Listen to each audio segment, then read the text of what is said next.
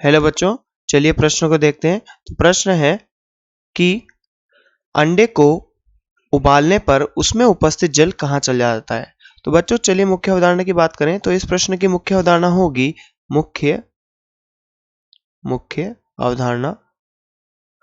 तो बच्चों इस प्रश्न की मुख्य अवधारणा की बात करें तो प्रोटीन के विकृतीकरण को इस मुख्य अवधारणा में समझते हैं। तो प्रोटीन के विकृतीकरण समझने से पहले प्रोटीन की संरचना के बारे में जानें। तो प्रोटीन के अंदर पॉलीपेप्टाइड श्रृंखलाएं आपस में अंतराणविक हाइड्रोजन बल दर्शाती है। ठीक है, आपस में उनके अंतराणविक हाइड्रोजन बंध लगता है जिसके कारण प्रोटीन की द्वितीयक और तृतीयक संरचनाएं बनती है बच्चों। अब क्या होता है, जैसे ही हम प्रोटीन को गर्म करते हैं या फिर जैसे अंडे को उबालने पर हम उसे गर्म करते हैं तो तभी अंडा उबलेगा।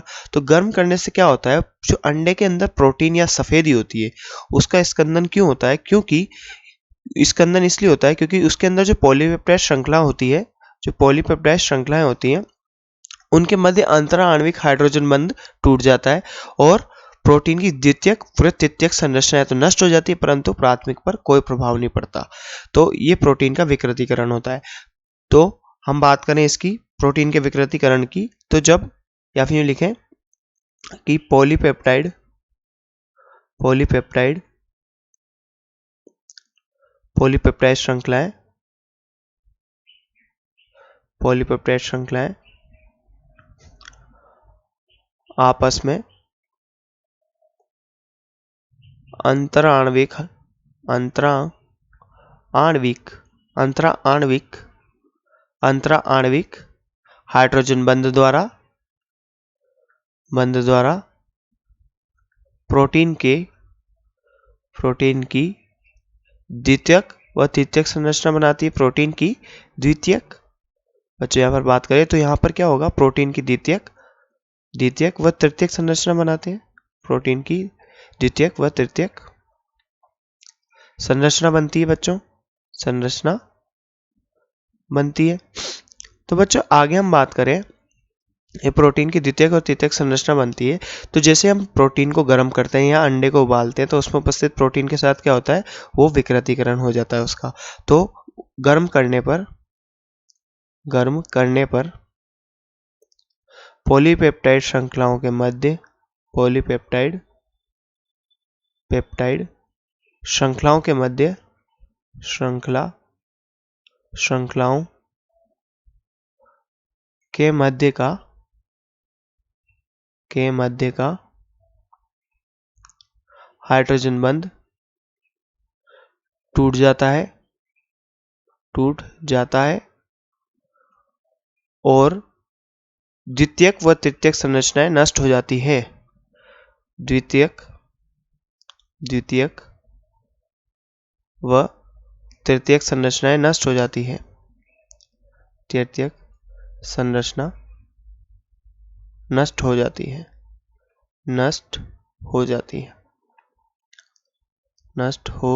है। तो बच्चों आगे अगर हम बात करें कि भाई अंडे को उबालते हैं तो उसके अंदर प्रोटीन का क्या होता है। तो जब एक अंडे को उबाला जाता है तो जब एक अंडे को उबाला जाता है तो अंडे के अंदर मौजूद प्रोटीन का विकृतीकरण होता है बच्चों। अब प्रोटीन का विकृतीकरण होगा तो वह स्कंदित या जमा हो जाता है। तो अंडे को उबालने पर, अगर हम यहाँ पर बात करें कि अंडों को उबालने पर उसके अंदर क्या होता है, तो बच्चों यहाँ पर देखो अंडे को उबालने पर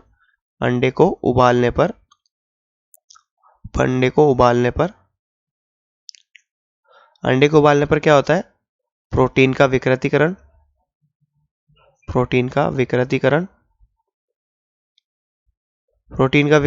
होता है। तो बच्चों उसके अंदर की जो सफेदी है तो उसका सफेदी का क्या होता है, स्कंदन हो जाता है। सफेदी का प्रोटीन के विकृतीकरण से सफेदी का स्कंदन हो जाता है बच्चों। स्कंदन हो जाता है बच्चों। तो यहाँ पर क्या होता है, प्रोटीन का स्कंदन हो जाता है बच्चों। अब प्रोटीन के स्कंदन से क्या होता है, तो प्रोटीन अंडे को उबालने के पश्चात उसमें जो मौजूद पानी होता है वो स्कंदित प्रोटीन द्वारा अवशोषित कर लिया जाता है। तो यहाँ पर लिखें पानी का स्कंदित प्रोटीन द्वारा अवशोषण। प्रोटीन द्वारा अवशोषण।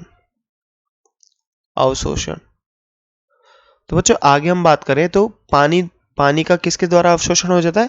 जो स्कंदित प्रोटीन है या फिर स्कंदित प्रोटीन के द्वारा उसका अवशोषित कर लिया जाता है, क्योंकि प्रोटीन के विकृतीकरण में जल की आवश्यकता पड़ती है। तो बच्चों हम यहाँ पर इसको समझते हैं। जैसे ये अंडा है, ये एक अंडा है, से बात करें ये अंडा है और यहाँ पर एक और अंडा है।